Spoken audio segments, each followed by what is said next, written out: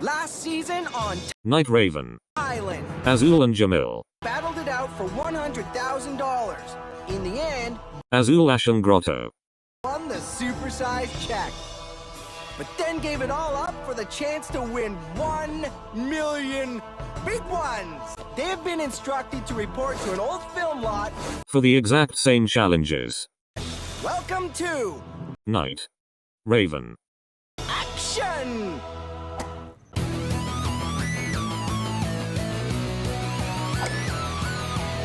Your mom and dad, I'm doing fine. You guys are on my mind. You asked me what I wanted to be, and now I think the answer is plain to see. I wanna be famous. I wanna live close to the sun. Oh, pack your bags, cause I've already won. Everything to prove, nothing in my way. I'll get there one day. Cause I wanna be famous. Na na na na na na na na na na na na na. I wanna be famous. I wanna be famous.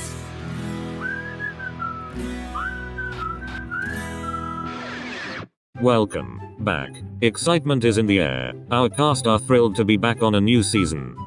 But before we can begin, we have a quick message from production. Hello. First up, I want to apologize. I promised that I would be doing the whole 9 yards with the simulator, and I did manage to get pre-made alliances and personalities. But the relationships were kind of confusing, so I kind of skipped over that part. I also want to apologize for the fact that this is essentially the same thing as last season but jazzed up a bit. I'm gonna try to make this as different and exciting as possible. Also, we're gonna try something new for this batch of episodes, and if it goes well, we'll keep it. I'll let Chris explain that part though. One more thing, I have only ever watched TDI, none of the other seasons, so woo. That's all from me. I guess it's my turn to prolong the official start.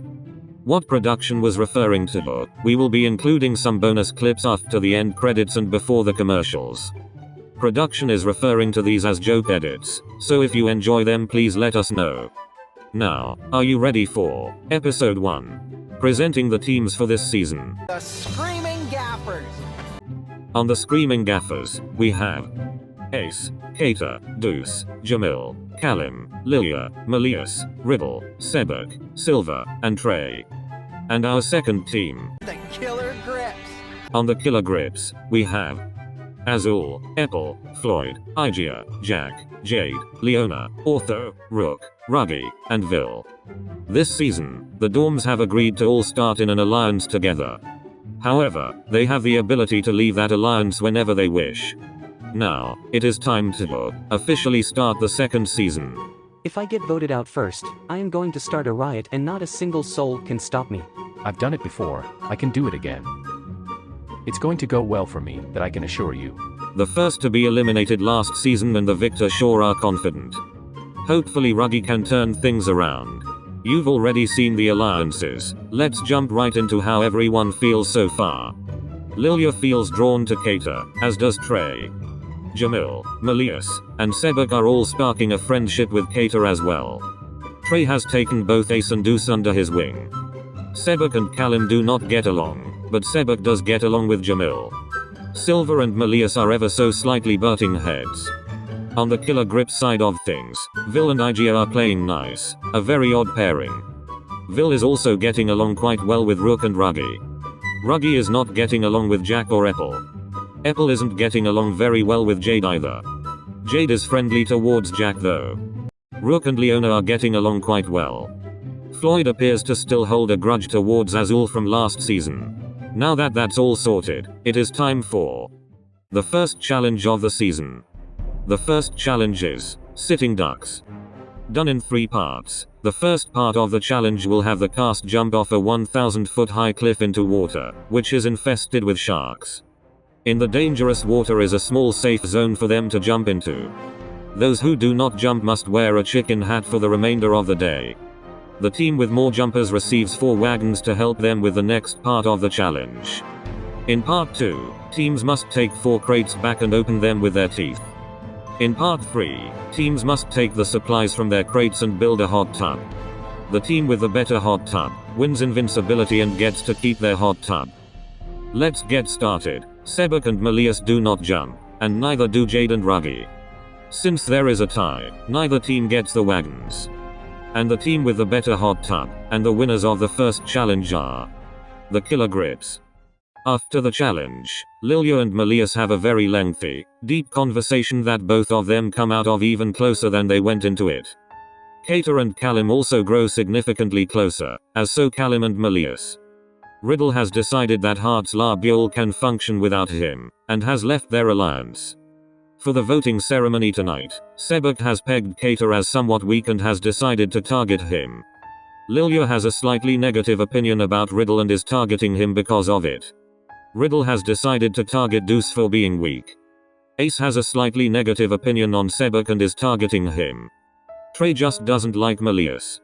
In the other cabin, Ortho and Ruggy grow closer, and Epple and Vil bond strongly over an unknown conversation. Floyd and Leona also grow ever so slightly closer. Savannah Claw has continued their survival of the fittest philosophy and have completely dissolved their alliance. Now, it is time for the first elimination of the season. This season, things are a bit different. You're used to marshmallows at the campfire ceremony, but not this time around. What would a movie be without some awards? At the awards ceremony, the cast has a chance to earn a Gilded Chris award every elimination. One member will not receive an award, and will take a ride in the limousine home, where they are officially eliminated from the show and will not be allowed to return. Ever. So, let's get on with the awards. The first award goes to Trey. The second award goes to Callum. The third award goes to Silver. The fourth award goes to Lilia. The fifth award goes to Riddle. The sixth award goes to Deuce. The seventh award goes to Jamil. The eighth award goes to Kater. The ninth award goes to Ace. The 10th award goes to Sebek. Elias did not receive a Gilded Chris award, and has been eliminated from the show. No. Absolutely not. Take my award, young master. Please take it. Sebek, calm yourself. It doesn't work like that. I'll take the elimination. Don't do this. Let young master have my award. It is okay. I leave the task of winning to you three now.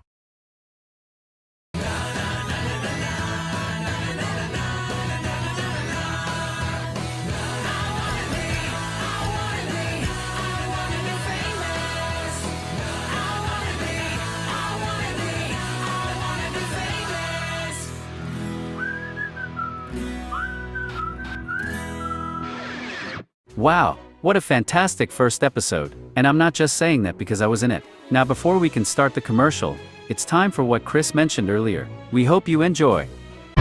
Here we go.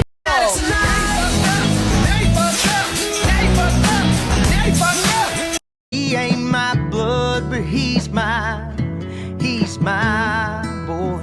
Alright, we'll keep this commercial short. Only 15% of our viewers are subscribed. It helps all of us out a lot, so if you're not subscribed, please consider it. Let's get on with the show. Alright, that's what we're here for. Last episode, I think we reached a new record on how quickly dorms can fall apart. And the amount of dorms that did. Today, let's find out, right here, only on Night Raven. Action!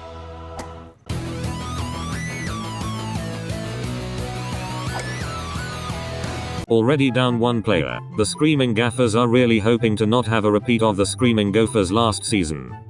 The Killer Grips, on the other hand, are still sitting pretty. Will that continue? We'll see soon enough. Scarabia's alliance is the most fragile of the three in the Screaming Gaffers. Perhaps Callum would do better in an alliance with Kater. It doesn't seem like Diasomnia is going to go anywhere soon, and hopefully it stays that way. Silver has been quite the social butterfly actually, befriending Trey, Deuce, Kater, and Riddle. Sebek has done the opposite, and doesn't get along very well with Callum.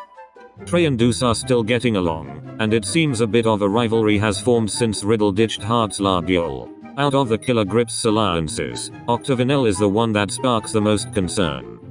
We've seen how dirty they can play, but they might stick it out this season. After all, this early on it's best to stick to a group rather than go solo. Jade and Epple are butting heads, as are Leona and Jack.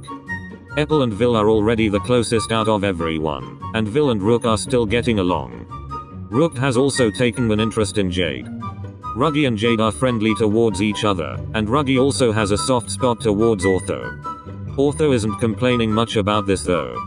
Jack and Igia are getting along as well. Now, you already know what I'm about to say. It is time for today's challenge. The challenge today is the Awake-a-thon. Done in 3 parts. Participants must first run 20 kilometers around the set. All who finish by dinner time will be treated to a feast for the second part. For the third part, the last team to have at least one person awake wins. If both teams have at least one awake after 24 hours, they will be read fairy tales while a man, dressed as a pink sheep, plays the harp. If both teams still have members awake after 85 hours, the eliminated members will be sent away whilst the remaining members are read the history of Twisted Wonderland. The challenge begins, and after the end of the first part, 8 players are treated to the feast of part 2. And thus, part 3 begins. Vil is the first to fall asleep, bringing the Killer Grips to 10 remaining. He must have needed his beauty sleep. It's very fitting that Silver is the first to fall asleep from the screaming Gaffers, and the sad part is it was probably entirely accidental. Jamil follows Silver, and the next is Jade from the Killer Grips. Lilia brings the screaming Gaffers number down to 7, and Epple brings the Killer Grips to 8. Callum falls asleep next, then Sebek, Deuce, Ace, and Kater. The current score is 2 awake for the screaming Gaffers and 8 for the Killer Grips. But not for long, because Jack falls asleep, then Riddle. With the score 7-1, Igia, Azul, and Rook fall asleep. Trey is the last person from the screaming Gaffers to fall asleep.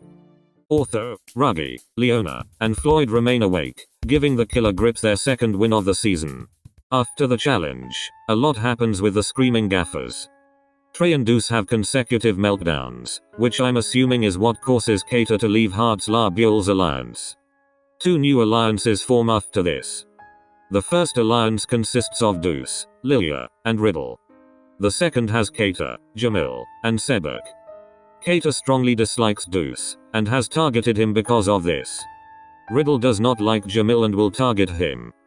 Callum and Sebek are targeting each other due to their mutual dislike of each other. With the Killer Grips, Epple also has quite a big meltdown, all the while Jade and Jack discover a common interest. Way to be supportive, you two. I'm so proud. Now, the moment of truth. The award ceremony. The first award goes to Riddle. The second award goes to Trey. The third award goes to Silver. The fourth award goes to Callum. The fifth award goes to Jamil. The sixth award goes to Kater. The seventh award goes to Lilia. The eighth award goes to Ace. The ninth award goes to Sebek. Deuce has been eliminated. Deuce, I'm beyond sorry. But hey, I probably won't last much longer yet. Keep an eye on Grem for me, buddy. I just can't believe that I'm out so soon. I was top 5 last season. Stay out of trouble, Deuce. Yes, House Warden. Oh, Deucey's gonna make me cry, being a stickler for the rules. Oh, shut up.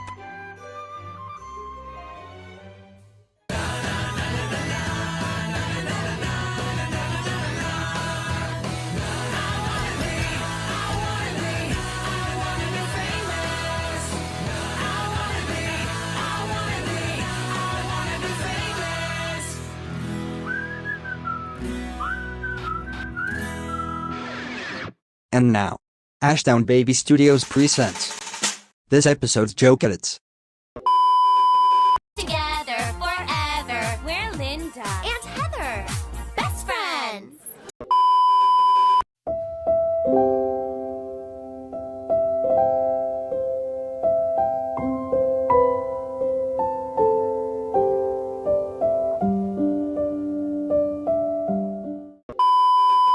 Forecast calls for another mental breakdown. Show me disappointment. A A friendly reminder that at any point throughout the series, you can ask the cast and crew any questions you have either in the comments, or on our Tumblr or Twitter. We'll answer them all. Now, let's get back to the show. I'm depressed. Please do ask us questions, and feel free to tell us what you'd like to see more of or any things we should change. All of us at Ashdown Baby Studios absolutely love hearing from you all. But for now, let's get right back into Night Raven. Action!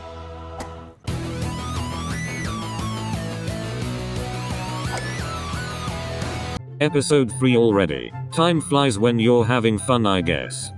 Let's take a look at how everyone is doing. With the Screaming Gaffers, Heartslabyul's alliance is now the same size as Scarabia's, and Sebek is more loyal to Kater and Jamil than he is to his pseudo family. Callum and Kater have become very good friends, and Kater also has a budding friendship with Jamil, Sebek, and Silver. Riddle isn't getting along well with Kater though, and Trey and Ace have definitely been better. Trey and Riddle are also not too pleased with each other. Trey is friendly towards Silver though. Silver and Lilia are sticking together, especially since Riddle has a one-sided dislike towards Lilia. On the Killer Grips side of things, Octavinel is still a toss-up, and Pomefiore is hanging in there, all the while Ignahide is just chilling out.